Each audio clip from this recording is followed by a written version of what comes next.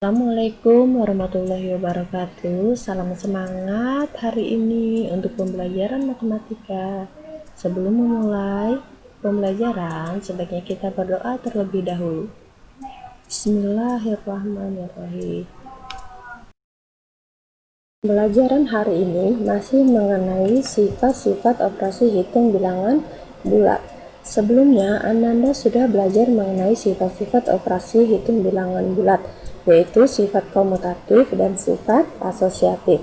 Untuk hari ini, kita akan belajar mengenai sifat distributif.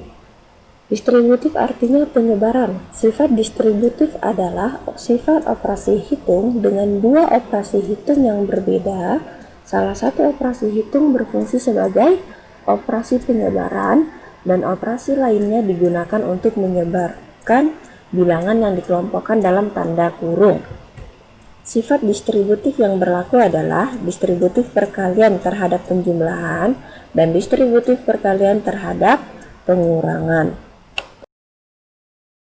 Sifat distributif perkalian terhadap penjumlahan.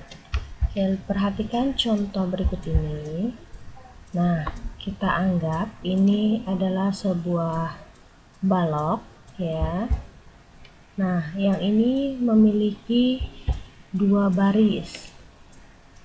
Balok yang bersatu ini kita pisahkan menjadi dua bagian.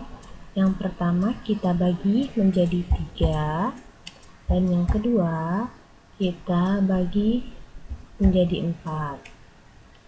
Dari hasil ini bisa kita buat menjadi 2 dikali dalam kurung 3 tambah 4 sama dengan 2 kali 7, yaitu sama dengan 14. Lihat lagi contoh yang kedua. Nah, barisnya 2, ini kita pisahkan untuk baloknya, dan kolomnya 3. Kemudian untuk balok yang satu lagi, tetap barisnya 2 dan kolomnya 4. Maka bisa kita tulis 2 kali 3 ditambah 2 kali 4 sama dengan 6 tambah 8, hasilnya sama dengan 14. Jadi cara pertama dan cara kedua akan menghasilkan sama. Dari gambar tersebut dapat kita tulis 2 dikali dalam kurung 3 tambah 4 sama dengan dalam kurung 2 dikali 3 ditambah dalam kurung 2 dikali 4 sama dengan 14. Dari contoh tersebut, maka rumus sifat distributif perkalian terhadap penjumlahan yaitu A dikali dalam kurung B tambah C sama dengan dalam kurung A dikali B ditambah dalam kurung A dikali C sama dengan D. A adalah bilangan yang didistribusikan. B dan C adalah bilangan yang dikelompokkan. D adalah hasil dari operasi hitung. Oke, catatan penting. Sifat distributif tidak berlaku pada operasi pembagian terhadap penjumlahan. Nah, coba kita lihat. 12 dibagi dalam kurung 4 tambah 2 sama dengan 12 dibagi 6 sama dengan 2. Itu tidak sama dengan 12 dibagi dalam kurung tambah 4 sama dengan dalam kurung 12 dibagi 4 ditambah dalam kurung 12 dibagi 2 sama dengan 3 tambah 6, yaitu hasilnya 9. Berdasarkan hasil akhirnya, untuk cara yang pertama dan cara kedua tidak sama, maka ini tidak berlaku. Maka sifat distributif tidak berlaku pada operasi pembagian terhadap penjumlahan. Nah, coba kalian perhatikan contoh berikut. Nah, pada contoh tersebut, di situ kita akan tahu mana angka yang akan didistribusikan. Kita lihat perpindahannya. 10 Nah, 10 ini dia didistribusikan, maka pindah jadi ke sini. Kemudian angka 5 kita pindahkan ke sini dan 9 ke sini. Nah, maka hasilnya adalah 50 ditambah 90 yaitu 140. 10 angka yang didistribusikan, 5 dan 9 adalah angka yang dikelompokkan dalam tanda kurung, dan 140 merupakan hasil dari operasi itu. Lihat lagi contoh yang kedua. Yang kedua ini kita lihat lagi perpindahannya. Oke, 7 akan kita jadikan 1. Ke sini dia perpindahan. Kemudian negatif 3 dan 13. Oke, maka hasilnya 7 dikali 10 sama dengan 70. Sifat distributif perkalian terhadap pengurangan. Perhatikan contoh berikut. Oke, pada balok tersebut barisnya ada 3 dan kolomnya ada 4 dengan warna yang berbeda. Oke, dapat kita tulis 3 dikali 4 dikurang 1 sama dengan 3 dikali 3. 4 dikurang 1 ini kita dapat dari keseluruhan kolom, yaitu 4, dikurang 1 dengan balok yang warnanya berbeda. Maka hasilnya adalah 9. Kita lihat lagi cara kedua. Oke, balok yang berwarna ungu ini ada barisnya ada 3, kemudian kolomnya itu ada 4. Nah, untuk balok yang berwarna kuning barisnya ada 3 dan kolomnya 1. Maka dapat kita tulis 3 dikali 4 dikurang 3 dikali 1 sama dengan 12 dikurang 3 sama dengan 9. Dari gambar di atas dapat ditulis 3 dikali dalam kurung 4 dikurang 1 sama dengan 3 dikali 4 dikurang 3 dikali 1 sama dengan 9. Rumus sifat distributif perkalian terhadap pengurangan, yaitu A dikali dalam kurung B dikurang C sama dengan A dikali B dikurang A dikali C sama dengan D. Oke, contoh 15 dikali negatif 3 dikurang 2. Nah, 15 ini adalah angka yang didistribusikan. Ya, lihat arahnya, arah panahnya. Nah, ke sini dia perpindahannya. Kemudian negatif 3 dan 2. Nah, hasilnya adalah negatif 45 dikurang 30 sama dengan negatif 70. Contoh yang kedua. Oke, 20 dikali negatif 4 dikurang 20 dikali 5. Nah, karena 20 itu ada 2 kali penulisan, maka 20 ini adalah bilangan yang didistribusikan. Yuk, kita lihat arah panahnya. Nah, di sini dia posisinya. Kemudian negatif 4 dan 5 ini merupakan bilangan yang dikelompokkan. Maka di sini dia perpindahannya. Maka hasilnya adalah negatif 20 dikali negatif 9 sama dengan negatif 180. Oke, catatan. Sifat distributif pembagian terhadap pengurangan juga tidak berlaku. Perhatikan contohnya. 6 dibagi buka kurung 3 dikurang 2 sama dengan 6 dibagi 1 sama dengan 6.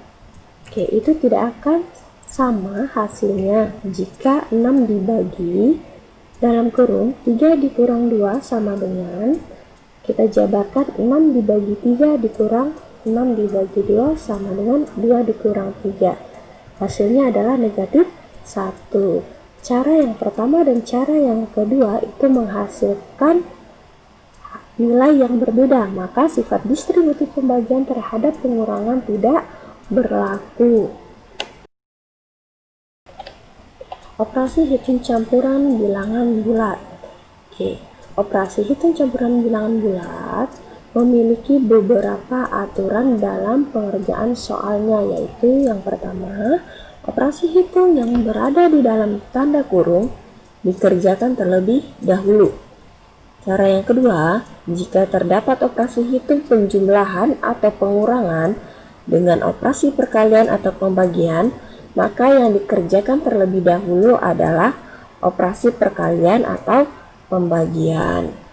Jika terdapat operasi hitung penjumlahan dan pengurangan atau operasi perkalian dan pembagian, maka pengerjaannya urut dari paling kiri. Oke, catatan penting, operasi hitung penjumlahan dan pengurangan itu setingkat nilainya. Operasi hitung perkalian dan pembagian juga setingkat nilainya. Tetapi operasi hitung perkalian atau pembagian tingkatannya lebih tinggi dari penjumlahan atau pengurangan.